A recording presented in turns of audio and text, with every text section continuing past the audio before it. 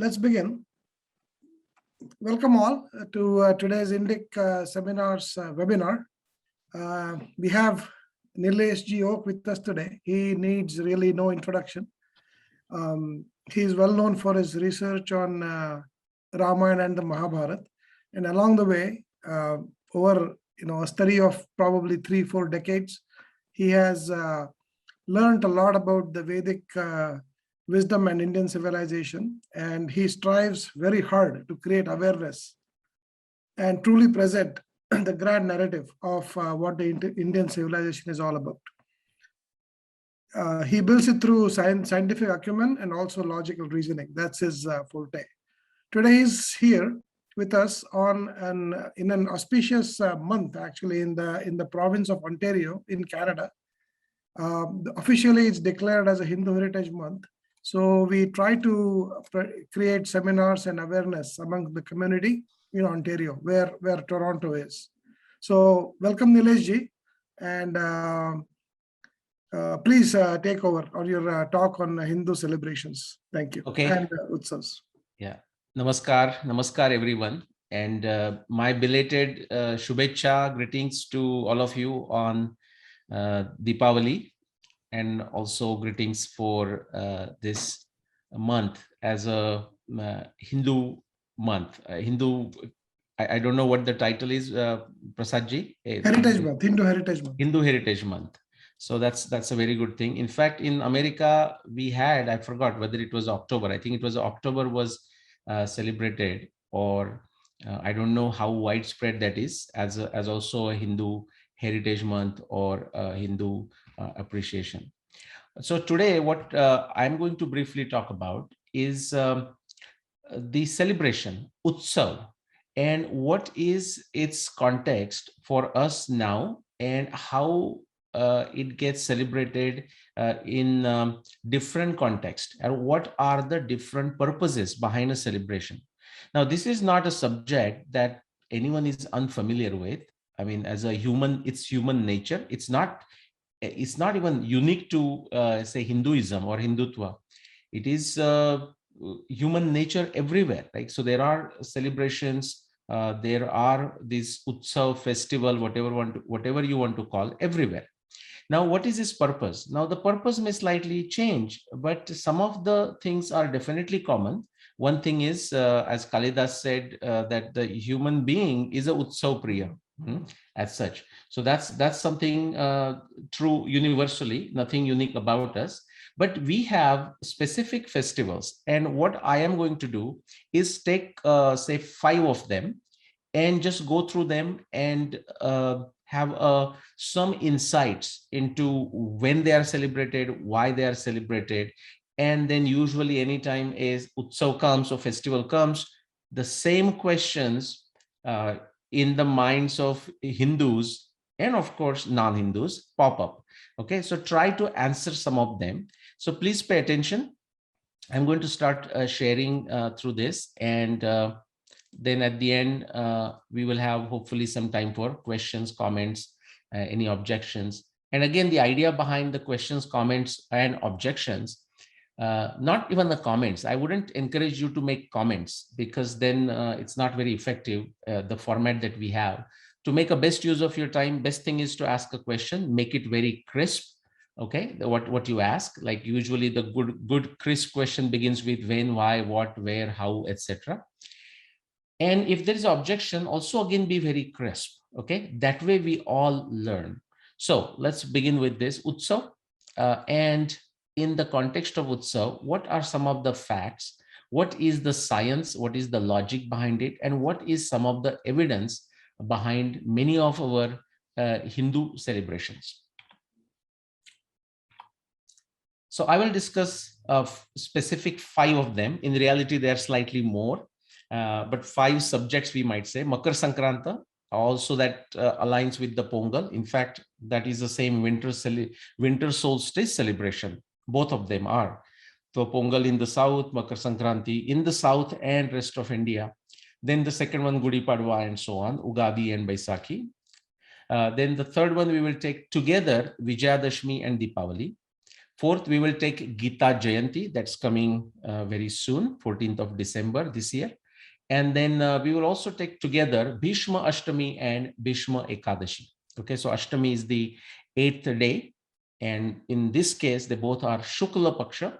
Okay, Shukla Paksha of Ashtami and Shukla Paksha Ekadashi. So they are separated by 3 days. And if we are not careful as to understand why we celebrate, but then very artificially, sometimes dogmatically, if we try to connect them in a literal fashion without having the common sense, then it can lead to conflict sometimes, it can lead to confusion, and it can lead to humor. And we will talk about this. So with that, let's begin with our first one of the 5 Utsav, Makar Sankranta, Pongal. Okay. Now, we celebrate it in our times. And when we think of our Indian civilization, we think it's very, very old. And, my last presentation with the Toronto Indie Group was about 40,000 plus years of Indian civilization. So we have a extremely old, deep antique civilization with a deep antiquity. Based on available evidence, it appears, and watch my language, I'm being very careful, it appears that it is the oldest. Okay, so but we can only go with what evidence we have. And even based on that number, 40,000 plus, even if we say 12,000 plus, it's still oldest, especially if you take into account the sophistication of civilization. So the question always comes when we are celebrating, and we are celebrating a certain traditional event, how old is that tradition? The specific event of Makar Sankranta, meaning the name Makar attached to it, we can actually very mathematically estimate that it is about 2000-year-old tradition, 1800-year-old tradition. But before we even go there, let's look at how do we do it. We do it on 14th of January. And sometime, if you have noticed, these days, like last few years, and when I say few years, maybe last 50 years, occasionally it also comes on the 15th of January. We celebrate on 15th, and we will come to that in a minute, why that happens. But even why 14th of January? Isn't that something interesting and surprising? Because most of the Hindu Utsav, Hindu festival, Hindu celebrations are usually tied to our Indian lunisolar calendar, specifically lunar month and lunar tithi and sometime lunar nakshatra. But this is one festival, and there might be a few others, I'll mention 1 or 2, that this we celebrate very much perfectly tied to a Western calendar. We say Makar Sankranta is celebrated on the 14th of January or sometime 15th. We'll see why. Now, it may be celebrated in a different ways. Okay, so like you are seeing the picture here. This is from Adruk Panchang that I pulled those. Okay, so it's the chariot of the sun, and which is what? It is the day of winter solstice. Now the sun's chariot, so to say, is going all the way to the south, 21st of December in our times actually. And now it has turned to the north, Uttarayan. Therefore, Makar Sankranti is also called Uttarayan. Most of you are familiar with it. How do we celebrate? You're going to find all kinds of variations there, but a number of you would relate immediately to a kite, even the kite that is floated or flown, at nighttime with sometimes lamps even, and of course with beautiful shapes and whatnot. And you will always find a standard mixture, okay, which is what? Of things like a kolam and rangoli and decorations and so on, and also the food, right? Now, specific kind of food, which means why specific kind of food? Because it is connected with the season. And as we know that sun is what decides the seasons. In an Indian calendar, we think of 6 seasons. Okay, so Vasanta Rutu, Grishma Rutu, Varsha Rutu, Sharad Rutu, Hemanta Rutu, and Shishira Rutu. So the day of winter solstice, truly the day of Uttarayan, is that day of winter solstice. In modern calendars, 21st of December. I'm going to use in a simple fashion, 21st of December, 21st of March, 21st of June, 21st of September for simplicity. Okay, these are the 4 cardinal points, 2 solstices, 2 equinoxes. But this is a transition from a Hemanta Rutu in an Indian calendar to Shishira Rutu. So although the Rutu is Shishira Rutu, sun has turned northward. Okay, so sun has gone to the extreme south, and now it has started its journey in the north direction. That's why we call it Uttarayan. Okay, so the type of sweets, there are many varieties again, but that you will see is what? Good, the sesame seeds, and something like so healthy oils. Okay, some sugar to get us energy, get us some strength through the winter months. Okay, so the food is also appropriate. It's a kind of a hot food, hot not by temperature in the Ayurveda point of view, and that is appropriate for a cold season. Okay, now as I said, you're going to see different variation. If you look at the Pongal, which is celebrated in Tamil Nadu or southern part of India, you are going to see very similar things, but it is celebrated in slightly different fashion. Okay, for example, just now there was a celebration of a Chhat Puja, right? In which is done in UP, Bihar, and some other parts, where the prasad or the naivedya is to be cooked, on a mitti ka chula with a firewood and no natural, what you call our gas cylinders or whatnot.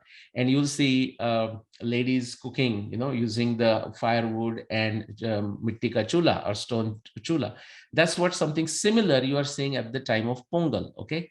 What you will also find, just like it's a season, and therefore it is also connected with the rhythms of nature, Rutam. Okay, and so sometimes it's a harvest festival. In fact, most of them are harvest festivals. Either it is a time of a harvest, or now it is a signal to start the next harvest season. So the Utsava worked in many different ways. At a very basic level, as I said, a human being enjoys, the community spirit. They want to socialize. Like in America, here we try to get together on weekends. And America also has these, Canada also has these specific days, right? Long weekends. People get together, the Independence Day, and all such things. Thanksgiving. So you guys must have had your Thanksgiving just now, which is again a very Native American festival originally, but got amalgamated with when the Europeans came here. This is a celebration, so dance, good food, okay, certain celebrations, puja, that will happen everywhere. This is Pongal, exactly same time. Now, before I go there, how did I come to this 1800 years? Think of it. Right now, we celebrate it on 14th of January. But what are we celebrating? We are celebrating Winter Solstice Day or Uttarayan. But really, the Uttarayan is on the 21st of December. So if you look at the gap in from 21st of December to 14th of January, what you're going to find is this approximately 25 days. So there is a shift of 25 days. Now, shift of what? Because if you go back in an Indian tradition, say, let's call it Panchanga makers, they decided for a social signaling, like just like we say, I have lived in Canada, but for a long time I am not there, so I might have forgotten. But let's say here the Labor Day, and I think it's the same thing in Canada, is it not? Like a first Sunday of September or something like this. Certain days are just fixed, first Sunday of a certain month and so on, right? Similarly, what they at that time decided, the Indian calendar Panchanga makers, is that the day sun enters the sky area, the zodiac area of a Makara Rashi, that coincided at that time with the day of winter solstice, because winter solstice is about the specific position of the sun. Now that was true 1800 years ago. So 1800 years ago, the day sun entered Makara Rashi in the sky, because there is a 360 degrees and divided into 12 Rashis, and that's what the sun is traveling through and completes one circle in 365 days. So it entered Makara Rashi, and that coincided with the day of winter solstice. Okay, when? About 2000 years ago. How did I calculate? Actually, I calculated shift of 25 days. And from astronomy, I know to have a shift of one day with respect to, say, winter solstice, summer solstice, any solar position, it will take 72 years. So a simple calculation of 72 times 25 gives me close to 1800 years as a number. So that's why I'm saying the tradition, this particular Makar Sankranti tradition began 1800 years ago. However, the celebration of winter solstice or Uttarayan would be going before that, but somebody made that change about 1800 years ago. Okay, as far as the Makar Sankranta, the word Makar is concerned. Let's go. So we started with the beginning of a year, like 2021. So we did this Makar Sankranta. Now let's get to the Gudi Padwa or Ugadi and Baisakhi also. You would have heard that, right? So now Gudi Padwa is a more familiar name. I don't know how many of you have heard it, but celebrated in the Maharashtra. Ugadi is something you're going to hear more in Andhra Pradesh and Karnataka. Baisakhi is something you are going to see. Again, I'm not the expert on this, but you're definitely going to see in Punjab and many northern parts of India. Okay, now what if I tell you, if you see the subheading there, that this is a very old tradition. The names would have changed, the time when we celebrate would have changed, how it gets celebrated, of course, will change, because if we just keep the same lunar month, but the season changes, then we have to change what we eat at that time. Okay, and if we don't change it, then we might be eating something that is not in accordance with Ayurveda, for example. So celebrations, the style of celebration might have changed, but it is a very old tradition. And I'm going to show this to you with the evidence. Okay, just like I showed for the Makar Sankranta, we should have actually celebrated 21st of December if we truly mean this as a Uttarayan. But we celebrate it on 14th of January because we decided as a civilization, decided to stick with the Makara part, Makar Sankranti part, more than the celebration of Uttarayan. Therefore, we shifted that with the Makar Sankranta, actually that day. Let's look at the Gudi Padwa. Okay, now this year, meaning the year that just went by almost, 12th of April was the day. What day was it? It was Chaitra Shukla Pratipada. And because we know that we celebrate it on a Chaitra Shukla Pratipada, and if you have an understanding of the Panchanga calendar, then you can say that approximately this tradition must have begun about 2000 years ago, which means what? See, Sanatana Dharma is like a Nitya Nutana. It's willing to change, it's capable of changing. So some changes were made. But sometimes it takes a time to make that change. Just like, right now, maybe we should move this to 21st of Makar Sankranta to 21st of December. Or maybe now we need to move Gudi Padwa if we choose to. But people are so attached to a specific thing that they may not change. And I'm going to show you many examples of it. And therefore it's perfectly okay. It's as long as we understand the celebration, why we do it, as long as we understand that everything we should not try to reconcile, it will just not get reconciled. Many times when people ask me questions on the celebration, and they say, how do you reconcile this? And I'm going to give you a few examples again. I say, we don't reconcile. We understand, we comprehend why they cannot be even reconciled. And in that comprehension, there is a beauty about the knowledge of our civilization, our antiquity goes up.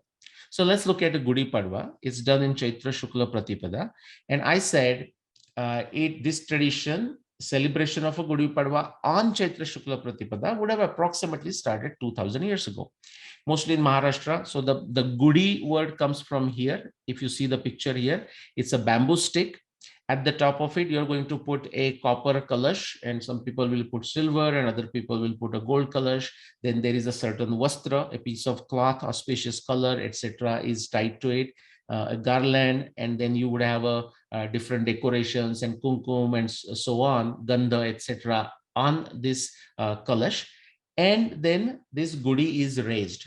The ground might be clean with the cow dung and water, and there will be a rangoli or kolam and so on and so forth. Of course, every festival goes with what? Celebrations, dance, dramas, singing, puja, good food, people coming together. So I'm not spending any time on those because those are the aspect that most of us are familiar, or in these days, all you need to do is just type a word in Google or just go to YouTube and you're going to find this. So you will find all these different flavors of this. Okay. Now, how does Ugadi celebrated? Exactly same day, usually popular in Karnataka and Andhra Pradesh. Again, in a very similar fashion, they may not have a Gudi, okay, but different types of puja, decorations, different types of food preparations, offering to the deities, and then taking that as a prasad, people coming together, families coming together, and so on and so forth. Okay, so I just thought I'll show you one picture from Andhra Pradesh and the next one now, this one from Karnataka. Okay, so that's just to give you a flavor of what things will happen, and you will see the similarity. Now, Baisakhi is actually a similar Utsav. What is it? It is the beginning of a year, beginning of a lunar year, okay? Beginning of a lunar year in an Indian context. So when does it begin? Actually, India has many solar calendars, many lunar calendars. India, we have a evidence to show that India has, and even right now, India had, but India also right now have many calendars, some calendars beginning with spring equinox. That was the Indian solar calendar, Samvatsara, that truly began the solar calendar, I'm saying, from 21st of March, that equivalent. Then there were, if you go back in history, you thousands of years in the past, you will see calendars beginning with the 21st of June equivalent, summer solstice. That is the monsoon calendar, the agriculture calendar of one kind. Then there is a evidence that the calendar began with a Sharad Rutu, the beginning of a Sharad Rutu. There is evidence that the calendar began with the winter solstice. So you're going to find all kinds of calendars, both solar and lunar. So what I just showed you, the Ugadi and Gudi Padwa, is a beginning of a lunar calendar, you can say. We also have a solar calendar, Samvatsara, and you will see those words coming together for both solar and lunar. And then Baisakhi comes from Vaishak, the month after Chaitra. The very fact the word is still preserved. And remember, when they now celebrate, if you go in Punjab, now they have again fixed the day using an English calendar, the Gregorian calendar, as a 13th, 14th of April. Again, as I said, you will not able to keep up with a certain celebration and its historical significance, because with time, because of the precession of the Earth's axis, some things are always going to change. You are going to always have some kind of misconnection, okay, disconnection, whatever the right word, with the season or with the date, with the lunar month, lunar tithi, and so on. But the word Baishakhi preserves for us the antiquity of this celebration. Baishakhi comes from Vaisak. And just now I said that the Chaitra Shukla Pratipada Ugadi or Gudi Padwa celebration is 2000 years old. How did I say that? Because right now in our times, the month of Chaitra falls into the second month of Vasanta Rutu. But the celebration is the beginning of Vasanta Rutu. Now, in order for us to align Chaitra Mas with the beginning of Vasanta Rutu, which is, say, I would say in our calendar more like a 20th of February, so to say, we have to go back by 2000 years. Now, if we want to match the lunar month of Vaishak with the beginning of Vasanta Rutu, we have to go back approximately 4,000 years and not just 2,000 years. And that's how sometimes when we preserve the tradition, even rightfully or wrongfully, it allows us to understand the antiquity of that particular celebration. So that's Baisakhi. Just let me show you a few pictures. Now that it's all a global village, you will see this celebrated everywhere. Okay, so for example, Punjab, for Baisakhi, the Punjab is the, I would say, the almost the epicenter, although it gets celebrated in Haridwar and Rishikesh and whatnot. And all the way to Assam, you will see there is another festival you would have heard, Bihu, okay, Vishu also in the south, which again goes back to the spring equinox day. Now, what you're finding there is like, like a few Sikh men there walk. This is from Birmingham, UK, walking in a certain celebration. I'll briefly mention what that is. But many different aspects that even I don't know connected to Baisakhi. So from Birmingham to the middle picture here is in Bangladesh, okay, of the Boisak or Vaisak, whichever they say it. And if you go further to Assam, they're celebrating a Bihu, again a spring equinox related festival. And then this is Haridwar, Rishikesh. And this is also occasion, besides food and dance and everything, is an opportunity to exhibit the skills, just like Olympic Games, which also means to practice for them and to preserve these arts. So here you see two Kshatriyata, right? So the two Sikhs there, what you call the competition or exhibition of their warrior skills, okay, in action there. Again, if you go around the world, that 5 people, that 5 Sikh men that I showed you on the previous page or even here, that is symbolic of Guru Govind Singh selecting the 5 people, when he formed the Khalsa. Okay, again, we're not going into technical detail. I'm not the expert on that at all. But I'm just showing the celebrations are happening everywhere. This one is from UK. This one is down also from London. The middle one is from Kuala Lumpur. At the bottom right is from Vancouver, British Columbia. Okay, on the day of Baisakhi. And if you have been to Vancouver, you will even recognize the place. Okay, the Indian market area and so on. How old is this tradition of a Gudi Padwa? Well, you're saying, what are you talking, Nilesh? Did you not just say that it is a 2,000-year-old or 4,000-year-old? Yes, but that is in the sense of when we began as a Chaitra Shukla Pratipada or Baisakhi. But the tradition is actually very old. I'm going to take you to more than 7,500 years, to the timing of Mahabharata. Okay, what if I tell you that the way today, say, people celebrate Gudi Padwa in Maharashtra is actually described down to a nitty-gritty detail in the Mahabharata. Okay, this comes from Adi Parva, and where a very detailed description is given how to celebrate this Samvatsara function. I will not read everything, but I will read some. While I do that, you can just look through it and see if you can read some additional stuff. I'll start with the first line. Yashtim cha Vainavi tasmai. Yashti is the stick. Vainavi is a bamboo stick. Venava, okay, like Veta, we call it. It's a bamboo stick. And what is that celebration for? Vrutra Nishudana. It is a celebration of the person who got rid of Vrutra, which is what? Indra. Okay, then you bring that, you create a Shakra Puja, which is the Indra Puja. It's called Indra Utsav. Okay, and what is the context?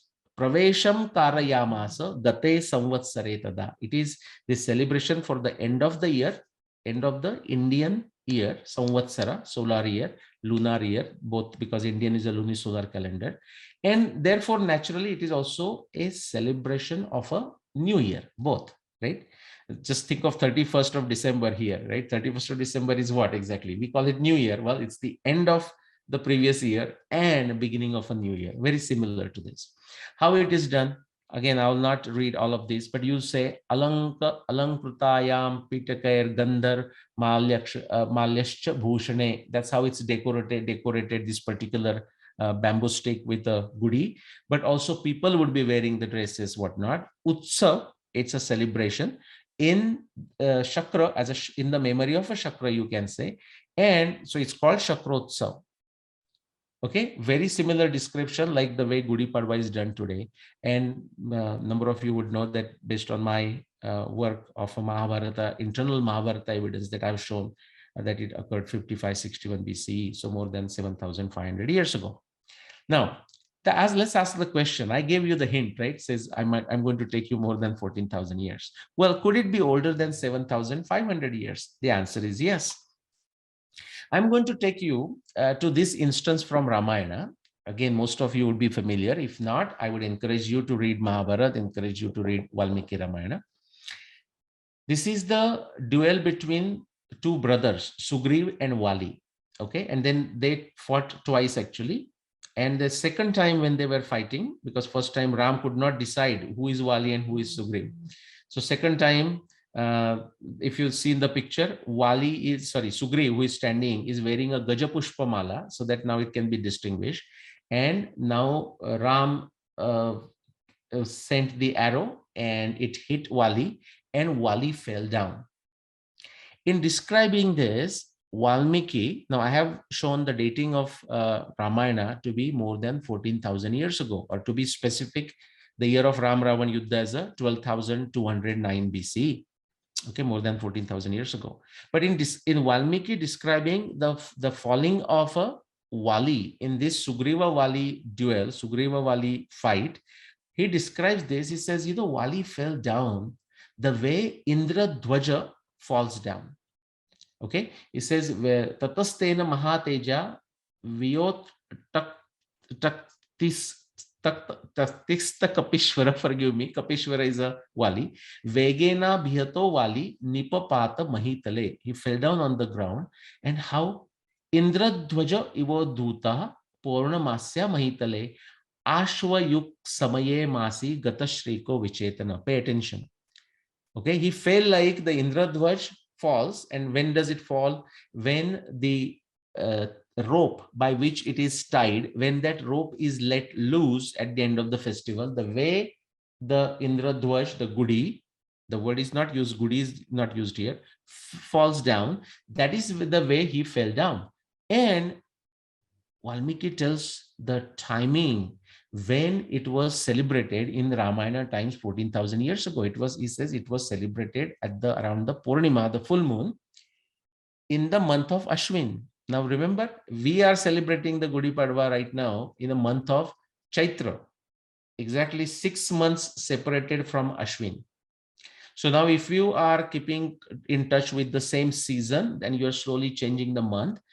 And then that means total cycle is 26,000 years. So about half of it, 13,000 years have gone by.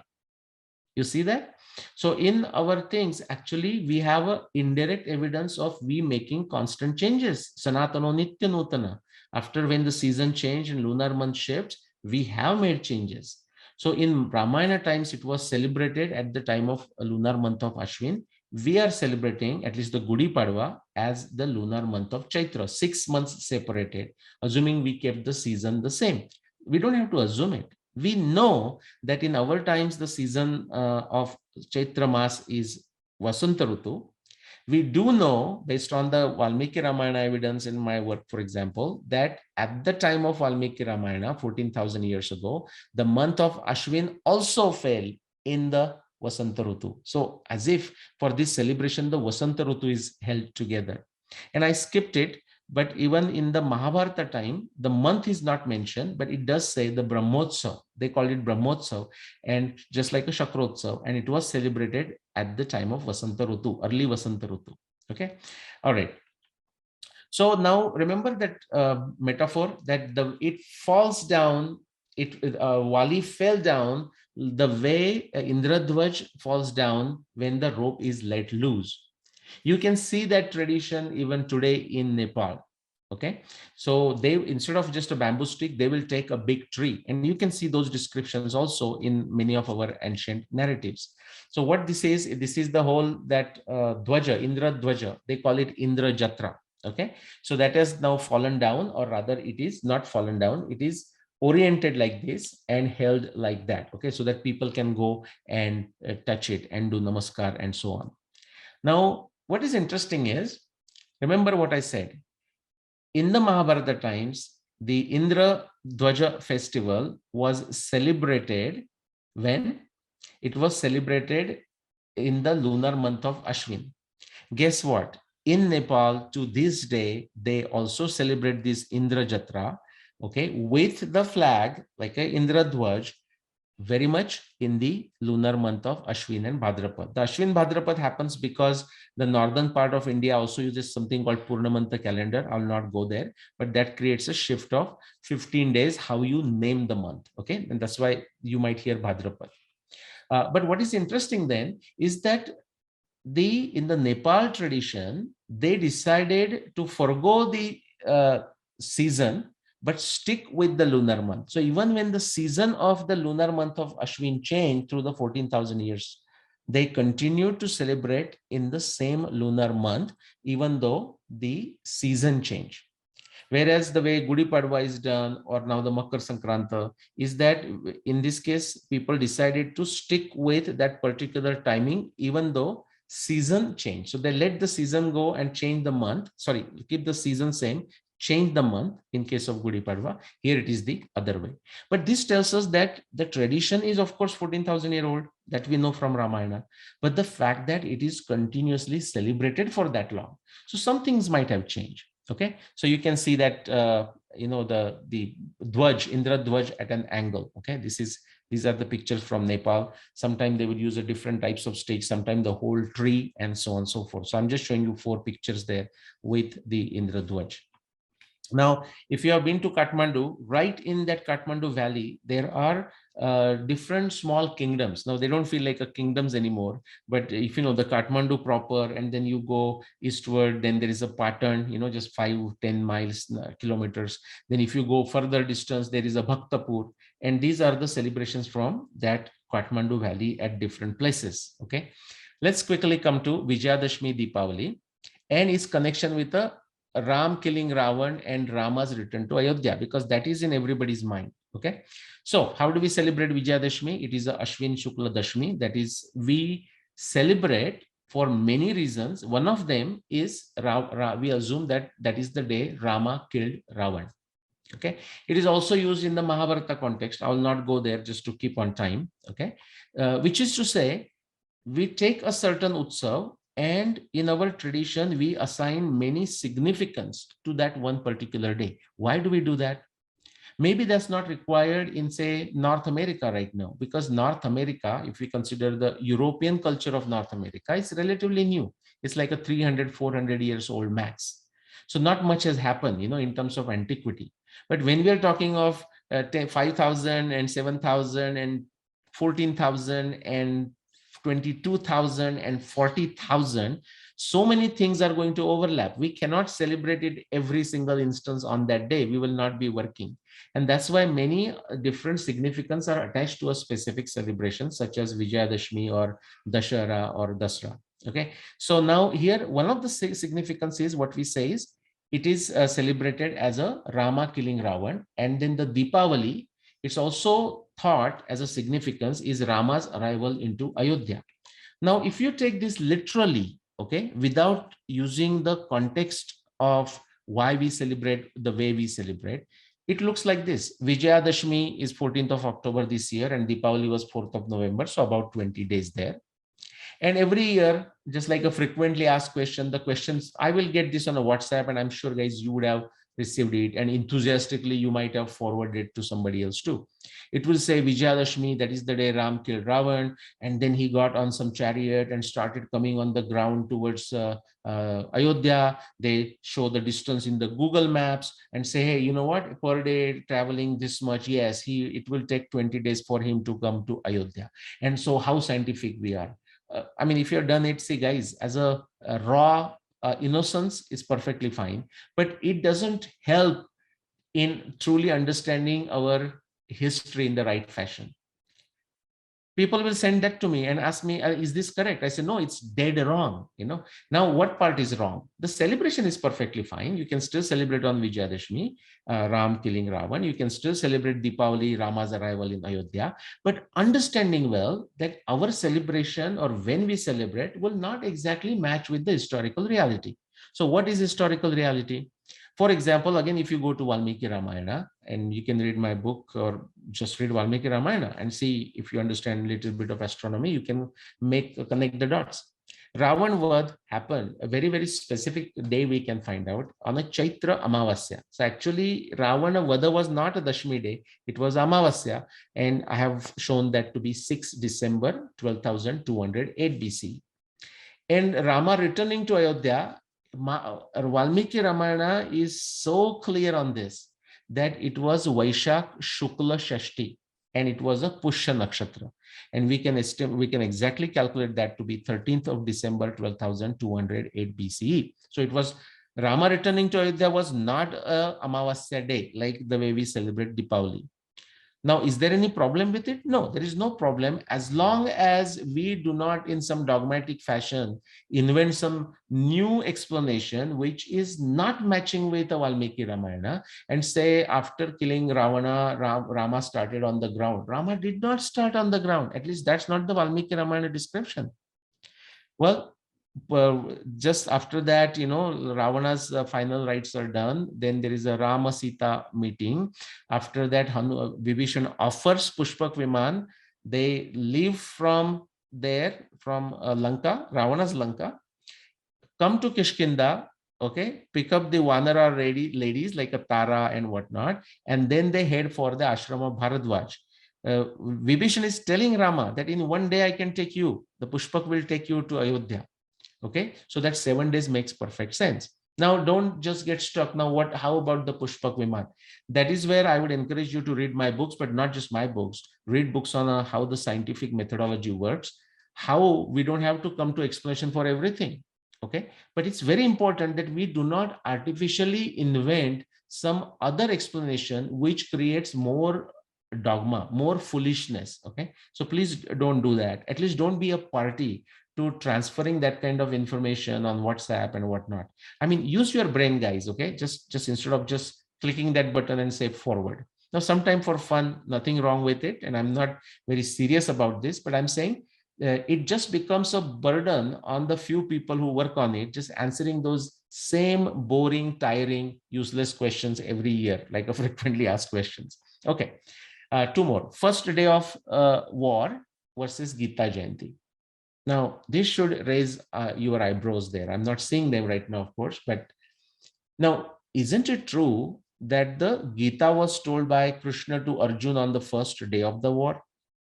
So why I'm saying first day of the Mahabharat war versus Gita Jayanti.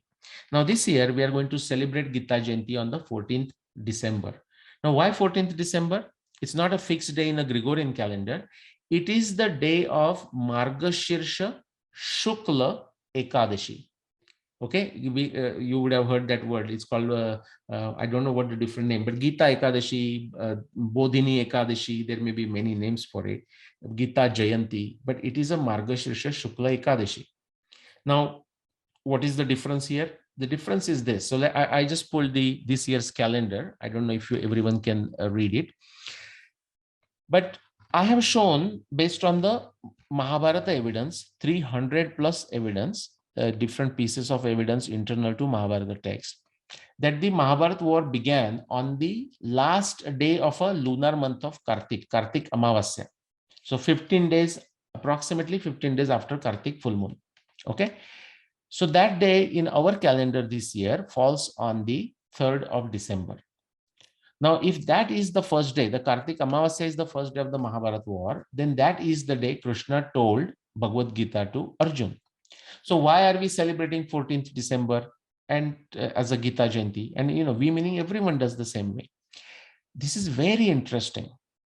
Okay, now some people have misunderstood, and do you know what they have done? There are many researchers who don't understand that the Mahabharata war began on the Kartik Amavasya.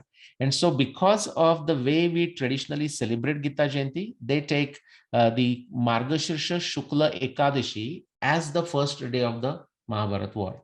We have sufficient evidence in Mahabharata text to tell you that that cannot be the case. Okay, that is not the subject today.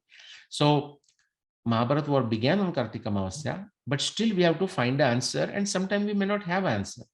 So why is it that we celebrate on about say 11 or 12 days afterwards? Actually, the explanation is there indirectly or directly in the Mahabharata text itself. Now, do you know what happens? Although Krishna told Bhagavad Gita to Arjun, the way the Bhagavad Gita comes to us, of course, through Vyasa, which Vyasa wrote 18 years after the Mahabharata war, but forget that.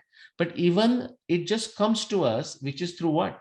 Where does the Bhagavad Gita begin? It begins with Dhritarashtra Uvacha, Dharmakshetre Kurukshetre Samaveta Yuyutsava, Mamaka Pandavaschaiva Kimakurvata Sanjaya, and then Sanjay Uvacha. Now, when did this happen? Sanjay was actually participating into the war. He's like a reporter. Sometimes he's actually fighting also from Kaurava side. But he has the blessings of Vyasa that he will not be hurt. So he's going there. And actually, when this discussion happens, it is happening 10 days after the war has begun. So from 3, you can come to, say, for example, 12. So 1, 2, 3, 4, 5, 6, 7, 8, 9, 10. So on the 12th, I mean, in this calendar, I would say, but on the 10th day of the war, that is the day Bhishma fell down. And when that happened, Sugriva left from Kurukshetra, and that's why I have this map of Kurukshetra to approximate location of Hastinapur. We truly don't know exactly where Hastinapur is or was, okay?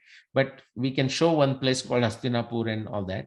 So whatever that distance is, by car right now, it will take 4 hours. The point is, Sanjay left Kurukshetra, when Bhishmacharya fell down and Bhishmacharya was now lying on the bed of arrows, he went to Hastinapur or wherever Dhritarashtra was, close to Hastinapur, to tell him this news. Actually, he comes running to Dhritarashtra saying, Bhishma fell down, Bhishma fell down. And then there is a whole discussion where Dhritarashtra is asking now this first verse that I said. Now, Sanjay, tell me, when my sons met with the sons of a Pandu and when the war happened, what happened?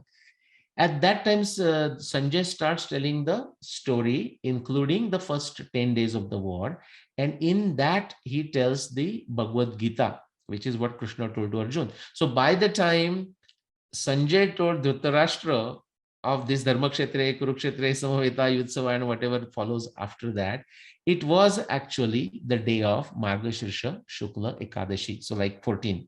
So from 12th, he left. Then he has to come to Hastinapur and then start telling the events of the first 10 days. Okay, so that is the reason why it is celebrated on Margashirsha Shukla Ekadashi. Like the way it came to us through Vyasa Krupa and through, we can say, the Sanjay Krupa, is that actually happened to Dhritarashtra on the Margashirsha Shukla Ekadashi. Okay, quickly, I think last one or maybe two more. Bhishma Ashtami and Ekadashi. I'll tell you how the humor happens here. Now, Bhishma Ashtami will be celebrated. So let's go to the next year now, because I was going in a sequence and I don't want to confuse you. So it will be celebrated on 8th of February. Why 8th of February? Because we celebrate Bhishma Ashtami. Again, remember, celebration. Okay, that's not to be confused with the historical reality. Just like the Gita Jayanti. The celebration of Bhishma Ashtami, which is celebration of passing away of Bhishma. Even the passing away of Bhishma, Punya Tithi, we are celebrating. How beautiful, right? Passing away of Bhishma is celebrated in the Magha Shukla Ashtami. So month of Magha, first half, Shukla and Ashtami, the 8th day. That is how it is celebrated. Just like many Mahabharata researchers have made a blunder and thought that the Margashirsha Shukla Ekadashi is the first day of the war, they have also done the same blunder here.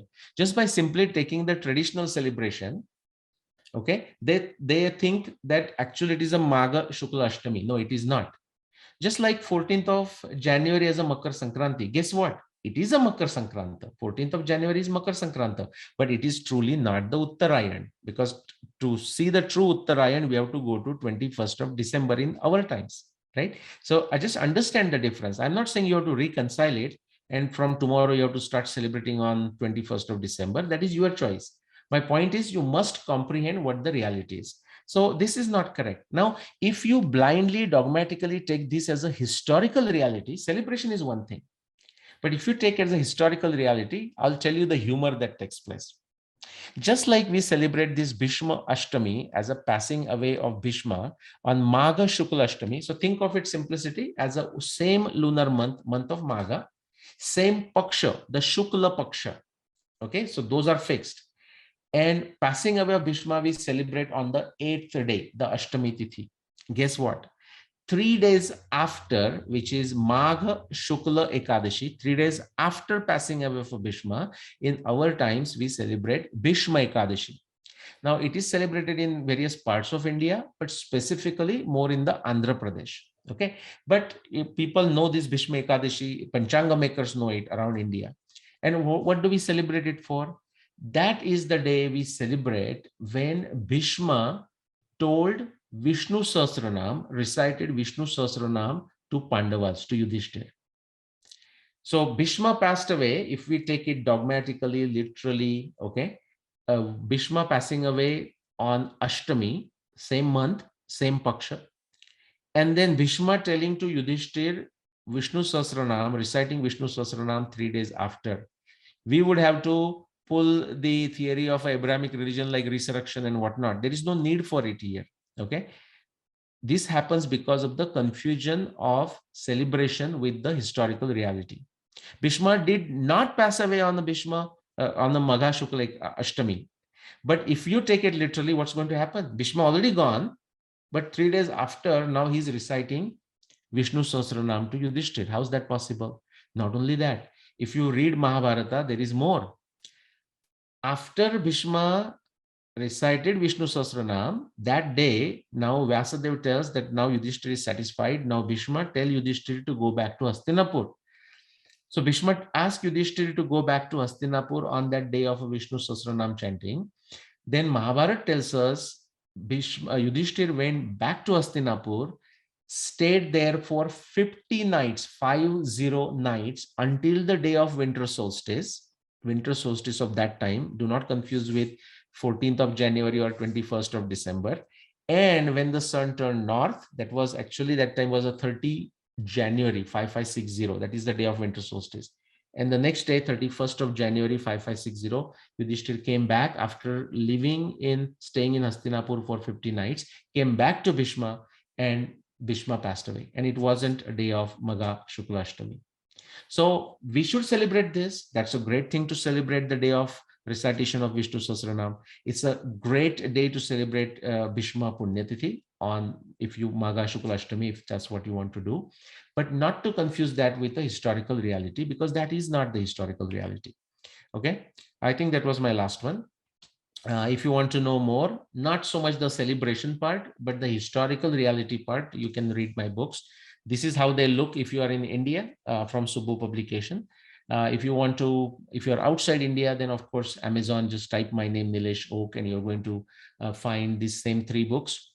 The title of the Ramayana book is different on Amazon. It is The Historic Rama. That is the title. Whereas it's exactly same book as what you see here, 12,209 BC, just different titles. Okay. And let's conclude. So Utsav are there to serve multiple purposes: the individual and community well-being, expressing gratitude, ensuring nutrition, health, prosperity, niti and dharma. So people come together, they discuss things, they might do a recitation of ancient narratives, Ramayana, Mahabharata. Okay, there may be a pravachan, kirtan, temple puja, worship, arti, good food. I mean, all of these things will happen. Okay. We feel good mentally, meeting our relatives and whatnot, friends. It's an occasion for education and enlightenment. This is the time people have a day off, so they can actually do some education. Events for social communications, signals for the end and beginning of specific activities related to agriculture, related to our jobs, related to seasons, Adhyatmic rejuvenation. You might fast on certain days of Utsav, remembering traditions and remembering Itihasa. So Utsav has a significant value why we should do it, but we shouldn't just do blindly in terms of just wearing a new dress and eating some specific food. That's good and that's very important, but it has a multi-fold, multi-purpose objective behind it. Now, to achieve these objectives, Utsav connects us with the memories of the past event, which in turn serve as guiding narratives. Okay, that is the purpose of Itihasa, right? For all our Purusharthas, it acts as a guiding principle, like an open case study. So therefore, that day we might say, oh, Rama killed Ravan, who is Ravan, who is Rama? That is a way to communicate to the next generation, okay, our history. It is important to realize, and we looked at few examples, that a celebration is in memory of a past historical event. We might have attached that significance to a specific celebration. The actual dates, lunar month, tithi, nakshatra, may or may not match, precisely because we are celebrating an event of deep antiquity. So we cannot keep the lunar month and the season and the nakshatra together.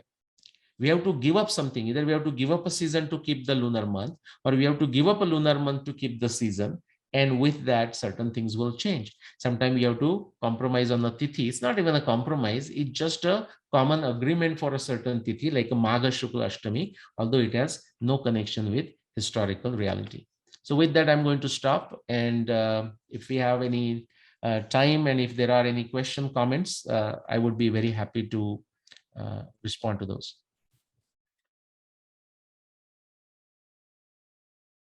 Perfect, Nilesh.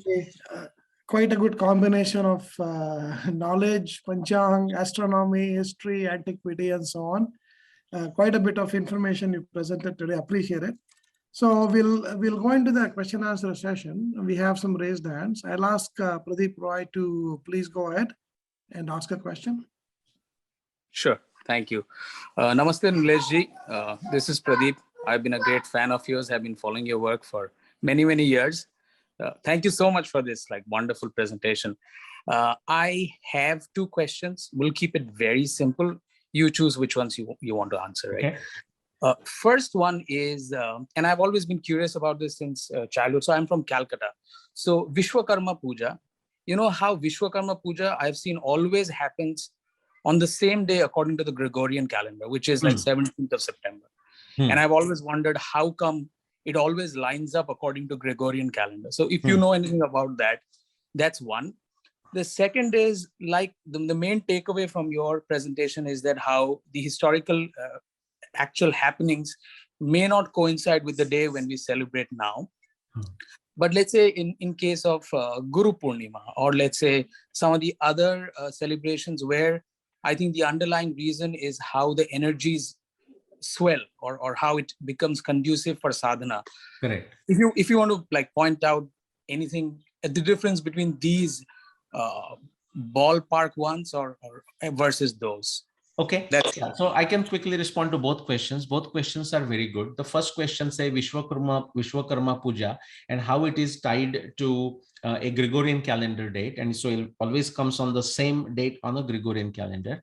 The answer is very similar to Makar Sankranti. So initially, again, I'm not expert there. Initially, there would be a possibly specific say even a lunar tithi, lunar month, etc. for Vishwakarma Puja, just like Baisakhi. Even now in Punjab, they have fixed it to 13th or 14th of April, just like Makar Sankranti is for 14th of January. So to make it simple, because right now, I mean, last 200, at least since 1857, we are, since British took full control, we are using a Gregorian calendar. Whatever calendar British use, that's the calendar we are using. And so to make things simple, predictable, etc., because in a lunar calendar, they are going to go back and forth. Now, if everyone uses lunar calendar like Nepal, I mean, they have no problem using lunar calendar. It's a mixed calendar, but they keep track of it. So that's the answer to the first question. So somewhere as a community, they made the decision, just like Makar Sankranti or this. The second question was just like our birthday or particular thing, we try our best to match the things as close as possible to the original intent. So for example, birthday, I mean, we cannot get all the planets in the same position every time, but when we do it per se, the lunar tithi and lunar month, what we do, and so I'm just using that birthday as an example, the two significant celestial bodies that have an effect on us in that hierarchy, the sun and the moon, we bring them in the same combination if we celebrate per the lunar month and lunar tithi. Now, in our times, like individual human beings, 100 years, the sun's position, because of precession, is not going to change much. By 72 years, it will change by 1 degree. So what we are trying to do by celebrating per the Indian calendar, the birthday, is we are trying to bring the influence of the sun and influence of the moon in the exactly same position, or close enough, I would say, the way it existed at the time of our birth, like the initial conditions, you can say in a physics language. So that's what we're trying to do. But we will not able to do this for everything else. And that's why I said, when we try to celebrate any given event, we have to make a pragmatic choice. Do I keep up with the season, which means I might have to change a lunar month over a period of 2000 plus years, or if I stick with the lunar month, then I have to give up on a season and therefore nakshatra and whatnot, which has happened, for example, with a Krishna Janmashtami, Krishna's birth. It has happened with a Rama's birth. Okay, so Rama's birth, what we did, we stick with the Chaitra Shukla Navami. So we are sticking with the lunar month, but we have to give up the season. In fact, 14,000 years ago, when Ram was born, it was in Chaitra Mas, same Shukla Navami, it was the Sharad season, but now it is the second part of a Vasanta Rutu. So we try our best, but perfect alignment is simply not possible. Hope that helps.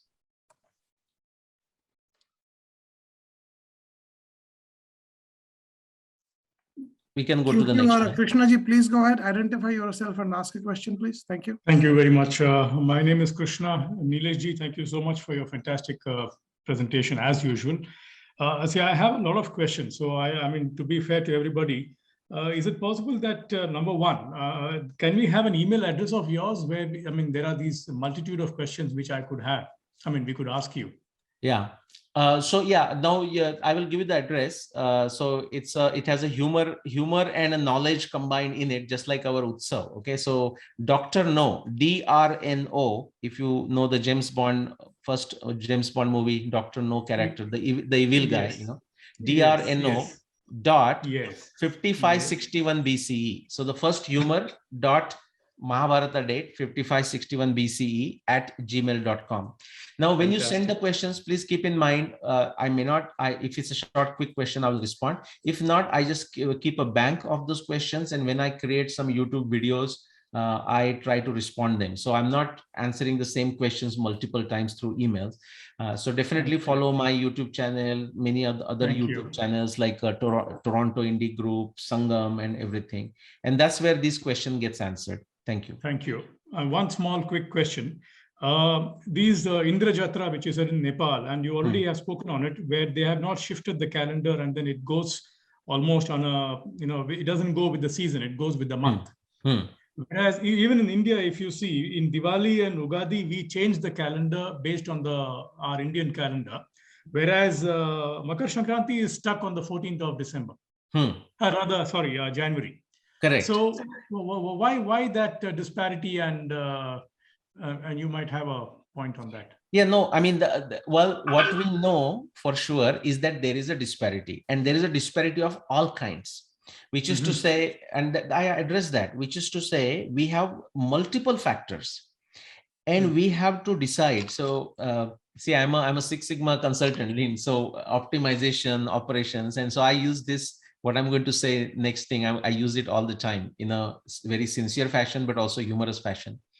I say any optimized solution is actually a sub-optimum solution. The very fact we say it's optimized, which means we are trying to compromise in some fashion, getting the best of everything depending on the priorities, which means we are compromising. So therefore, in some sense, it is a sub-optimum. So therefore, now, since things are changing, astronomically things are changing, they're not going to be constant for us. So therefore, seasons are going to change. As I said, for say American civilization, especially the European American civilization, it doesn't matter, only 400 years. But when that goes for 2000 years, they will also start facing certain problems. Now they have adjusted to Gregorian calendar. They have made it simplified. Just like Islam has simplified in another way by making a purely lunar calendar. Here they have simplified by making a purely solar calendar. Both has their advantages, both has their limitations. We, being the complicated and sophisticated civilization, decided to stay together, which also means we have to make that optimum decision. And so whoever is making that decision, that person, that individual, that group decided to choose it that way. And we even don't know who they are. So that's why we don't know what they were thinking when they decided to take a certain route. That is the broad answer to many of those questions. Thank you. Thank you. I have other questions. I think I'll email that. Thank you very much. Thank you. Anandji, please go ahead. Namaskar. Anand Ghuriye here. Namaskar, Anandji. Namaskar. Your lecture was joy as usual, as every time. One point I wanted to say is there is a discussion about Indian calendar and foreign calendar. I would like to give the upama that the foreign calendar, Gregorian calendar, is a big disc on which 365 days have been carved. And the same wheel, once in 4 years, we shift it a little. But other than it is one single wheel. Whereas our Indian calendar is 9 separate wheels, which were aligned at one time. And now they have started moving. And they are moving slightly differently. So some of the wheels coincide. Some of them don't. And those will be Tithi, Nakshatra, etc., etc. That is one point. So then we can visualize the complication of our calendar. Yes. As compared to the foreign calendar. Second point, there was this thing that why does Makar Sankrant fits more or less, or Vishwakarma Puja? So it is common knowledge that whatever is January, February, March, Adhik Mas will never come over there. Whereas September, October, November, the Adhik Mas will always come over there because of the celestial happenings. Correct. So this here the change will be in minutes or degrees, whereas there will be 30 days difference. So these were the 2 points. And I had one question. I was under the impression that Mahabharat time, it was the Purnimanta calendar that was used. But here the explanation that you have given, it seems that it was Amanta calendar that was being used. So which was the one? Okay, so thank you for the first comment, and thank you for the second comment, because you added Anandji, you added that insight. Is that why Vishwakarma Puja or Makar Sankranta we might have decided to stick with the Gregorian calendar, because that time in our times anyways, the Adhika Mas will not happen. Now, I'm not going to, of course, Anandji, why the Adhik Mas doesn't happen in that area right now, but that will also change. After thousands of years, even that will change. And then we would have to decide what we do with it. Because Adhika Masa, for the rest of the audience, I'll just give you a hint. It also has to do with the position of the perihelion, aphelion, or apogee or perigee, which is the sun's position with respect to us, with respect to the earth, because it's not a circular orbit, it's an elliptical orbit. And based on that, actually changes where the Adhika Masa will occur. There are many other things what changes, but I'm saying this slow change of this apogee and perigee is a very slow change, similar to precession of the Earth's axis, but not exactly that.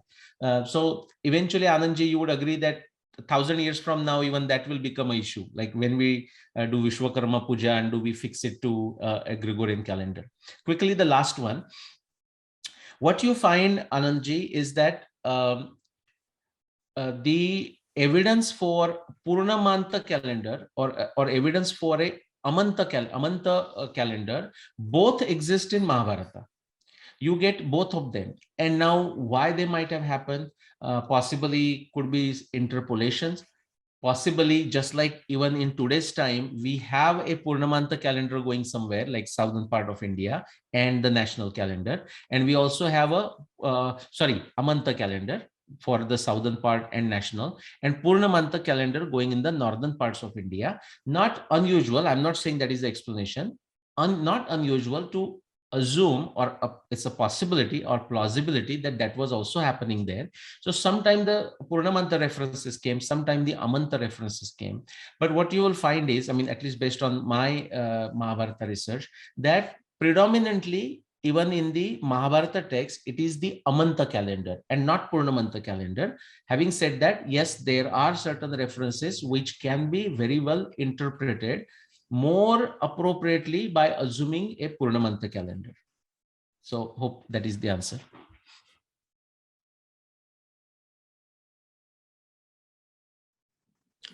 Thank you. Can we go next one if there is?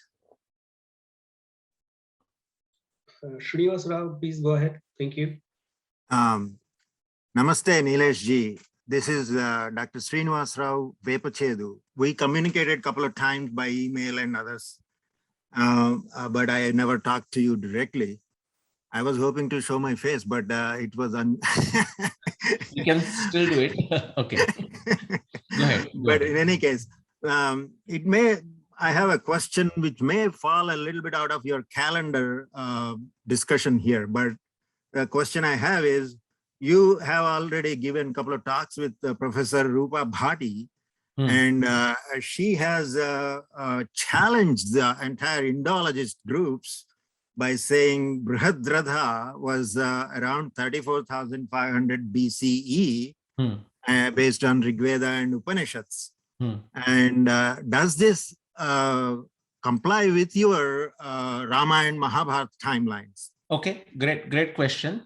So, what she has done is using the evidence from Maitrayani Upanishad, and I think now she has references from Rigveda also, and that might change her date. But I am very familiar with 34,000 BCE, the date of King Brihadratha, and astronomy references, the calendrical references like a month of Magha and vernal equinox, and also like the geological formulations. So she calls the Magha epoch I am not sure what it is. If you can explain that too, that would be nice. Okay, so Magha epoch simply, I mean, just a short one is, okay, I'll come to Magha. It's a good question. So I'll take that question related to, although not exactly Utsav.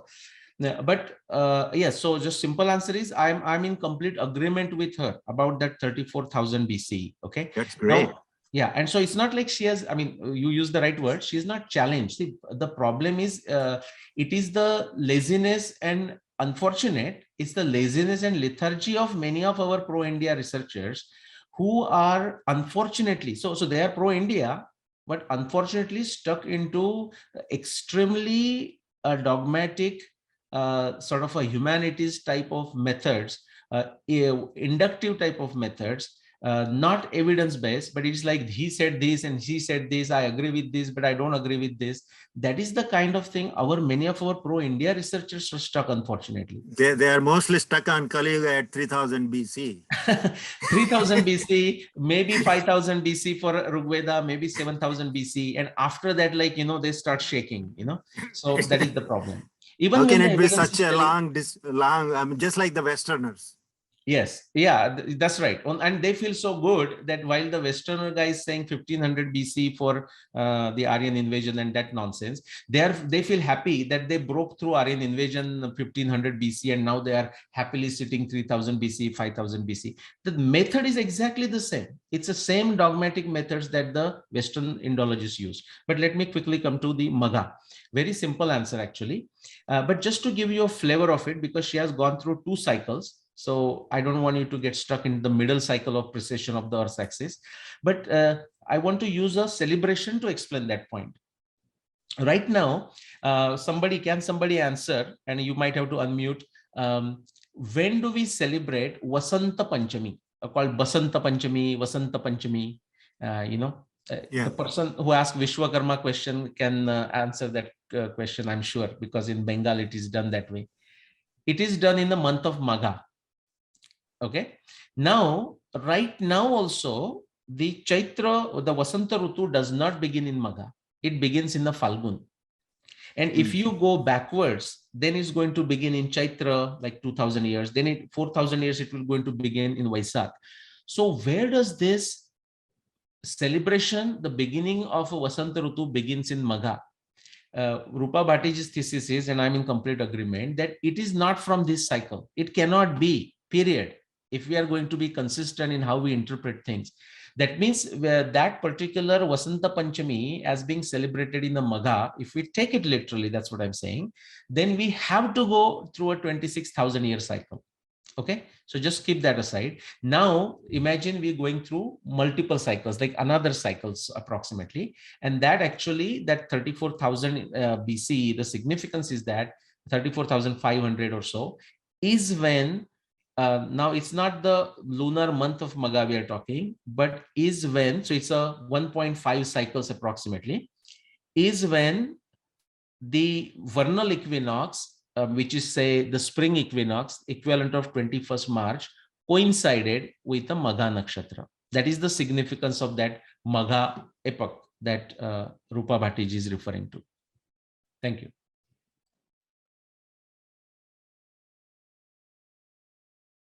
So Advaita Apte has a question. How do you reconcile all these Indian calendars, various calendars? Okay, so Advaita, I actually answered that question, which is to say, Gurjeji said it beautifully. In fact, I will have an offline conversation with him on the 9 different cycles and which he meant. Like he was also taking into account precession and obliquity and whatnot, nakshatra and all. We do not reconcile it. We comprehend it. Like I ended by saying, we don't reconcile. I mean, how can we reconcile things that should not be reconciled? We have to understand why there is a difference. And Gurjeji gave a very good example. They at one point just imagine like a Gregorian calendar is just one disc, 365 days, but ours is like a 9 disc, and every disc has a different speed. And at one point, let's say you can imagine them to be together, at least ideally, theoretically, as an initial condition. But over time, because of their different speeds, they are not in sync. They are not in sync. So why would we want to reconcile? We don't want to reconcile. We want to comprehend. Just let me add a statement. Because we have equivalent to what Gurieji said, like a 9 days, and they have a different speeds, precisely for that reason, we can use the references in our ancient Indian narratives, the kind of work I have done over last 30 years. We can date Mahabharata to 7,500 years ago. We can date Ramayana to this, the way Rupa Bhattiji did the Brihadrata epoch to 34,500. We'll go to Surya Siddhanta, look at the latitude of Agastya and say, that has to be 38,000 BCE. Because of these different cycles, we can do it. So in a way, it's not something we need to just somehow say, please guys, we cannot have any diversity, just bring it all in a sync. No, we don't want to do that. Thank you.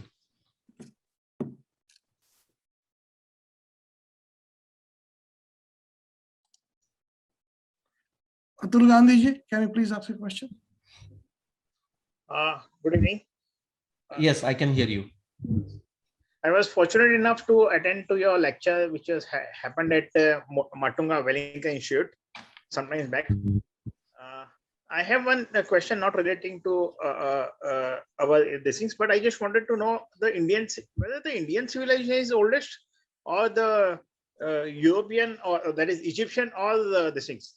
Okay, Or good question. And thank you for attending my lecture there. And my apologies if it wasn't it wasn't as good as it should have been. In fact, that was a good program, but it's very difficult for me to sometime. I always ask the question, who going to be the audience and what's their background and age group and all that. But sometimes it's there is no clarity, and organizers have their own limitations. And so, it sometimes it's like a totally bizarre group. I mean, not bizarre, but varied group comes together. I mean, I'm not sure what your experience was, and I hope it wasn't very bad. But from my point of view, when I was at one point giving that lecture, that was, I think, 14th Lakshman Rao Bhide lecture, right, at the V School. And I was looking at just an audience like the way I would look, and some people were just so busy with their smartphone. And I said, my God, I'm boring these people to death, So anyways, but to answer your question, what was your question? Sorry, I forgot. Prasadji, can you repeat the, just give me Is the Indian civilization the oldest as the compared to oldest? Egyptian? Okay. Well, we have, just my simple answer is based on the available evidence today around the world, it appears to be the oldest. That is a simple answer I can give. But two more points about it. The new evidence that might come, and that may change our picture, and that is perfectly fine. When I say based on evidence it appears to be oldest, it's not coming from any cocky attitude that I want the civilization where I am born this time I'm saying, because past life, I don't know where I was born, and next life, I don't know. It's not some vague or fake, pride that, my civilization is the oldest. No, I'm simply going by whatever evidence that we have. That's point number one. So if the new evidence comes, we will change in the light of that new evidence. We should change. That is Sanatana Nitya Nutana. Okay. The second point, what about what about Egyptian civilization or whatnot? The second point I will say is we also have to ask the question, what is a civilization? Because there is no one fixed definition. And depending on that, we may find that there are other parts of the world which may qualify as earlier civilization, depending on the definition. Third point, I didn't say third point, but the third point is, as you go back in antiquity, especially the genetics research is eye-opener. If you go back, see right now, us versus them, where does this come from? Many times it comes from a very, very oppressive ideologies, like the Abrahamic religions, but even the communism, leftism, whatever you want to call it, socialism, and many other things, or this whole many woke things are coming up, postmodern, modernism, and that nonsense. But otherwise, and I'm not saying there would be no different sampradayas then, but if we go back in antiquity, there is no us versus them. I mean, if you go to Mahabharata times, I have shown the Bhagadatta who fought in the Mahabharata is coming from as far as Iraq. We have every reason to assert, not just believe, I'm saying assert that modern day Baghdad, Tigris Euphrates area was the Pragjotishpur. And please don't confuse the Pragjotishpur with the Assam and all that. There may be another Pragjotishpur, but as far as the Bhagadatta is concerned, it is that Pragjotishpur. We have sufficient reference in Mahabharata text itself. That same Pragjotishpur existed in the Ramayana times, and it is also in the west direction. So my point is, these are civilizational narratives when we are talking, not the nation state that we are familiar now. We may be talking in terms of Janapadas. Then there is no us versus them. Different civilization. We can go all as far as South America, and they had a perfect connections with India. Just like now we talk of a global village, we are separating ourselves sometimes based on nation boundaries, based on racism, racial boundaries and whatnot. But if those are removed, then basically we are humanity, right? So in a decent approximation of that thought actually existed at that time. So we cannot say that ours was the oldest and ours was the best. In fact, there are descriptions in both actually Ramayana, Mahabharata, but also Puranas, where they describe other parts of the world, and sometimes it appears like maybe other parts of the universe, and that's a subject for research. And very casually and with a honesty, people mention, the narrator in the Mahabharata mentions that that land is actually superior to this land in these aspects. I would again encourage you to read Mahabharata or Ramayana for that reason. So there is no us versus them in the sense of higher, better, superior, anything like this. We should just go with wherever evidence takes us. Thank you. Nilesh, I think, it's been 80 minutes already into the webinar. We can stop. So it was, the questions won't stop. There is so much curiosity, right? As the further we go in antiquity, the more questions arise. So I think this is a proper time to stop this seminar. I'm sure you'll come back and people will communicate with you over Facebook and email and so on. Yeah. Appreciate everybody for joining today. And thanks Nilesh ji for presenting such a wonderful talk. And hopefully we'll see you again, and as well as the audience in our upcoming webinars. Okay, thank you so much. Please, visit our Facebook page and join our WhatsApp group to get further communication. Thank you so much. Thank you.